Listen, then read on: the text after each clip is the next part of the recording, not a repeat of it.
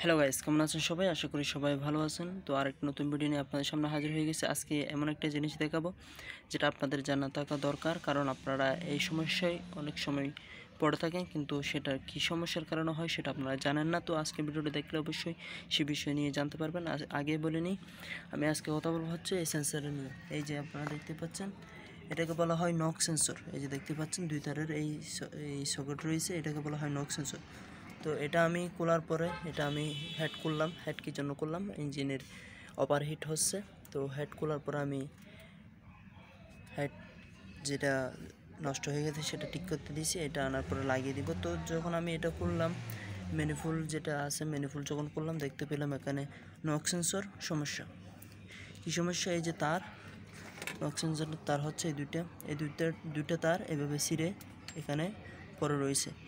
যদি এই knock sensor যখন এরকম বা তার ছিঁড়ে যাবে বা নক সেন্সর নষ্ট হয়ে যাবে, হয়তো বা আইসিইউ দেখতে পাচ্ছেন, আইসিইউ থেকে যখন লাইন আসবেন আপনাদেরকে একটু দেখাই। এই যে আইসিইউ থেকে যখন লাইন আসবে না, তখন কিন্তু কী সমস্যা হতে পারে সেটা একটু জেনে রাখুন। এই নক সেন্সরের কাজকে এবং সমস্যা হলে আপনাদের গাড়ি কী সমস্যা হতে পারে। এটা যখন নষ্ট হয়ে যাবে, এই যে দেখতে পাচ্ছেন এটা ফুরে গেছে, এই যে দেখতে পাচ্ছেন, এই যে হয়তো এই যে দেখতে পাচ্ছেন এটা নষ্ট হয়ে গেছে, এই যে নষ্ট হয়ে গেছে। আমি খুলি নাই, যদি এই লোকটা যখন নতুন আরেকটা আনবে এটা ওনাকে দেখিয়ে দিব। এই যে ফুরে গেছে, নষ্ট হয়ে গেছে, তো আনার পর আমি লাগিয়ে দেবো। এটা নষ্ট হলে আপনাদের তো এই নক সেন্সর নষ্ট হলে আপনার গাড়ির কী সমস্যা হতে পারে?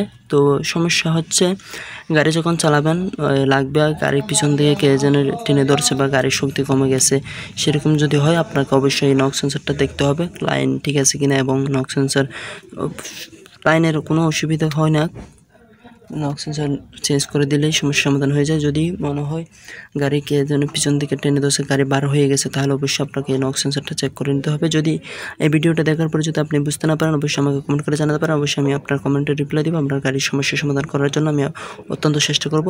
আল্লাহ হাফেজ।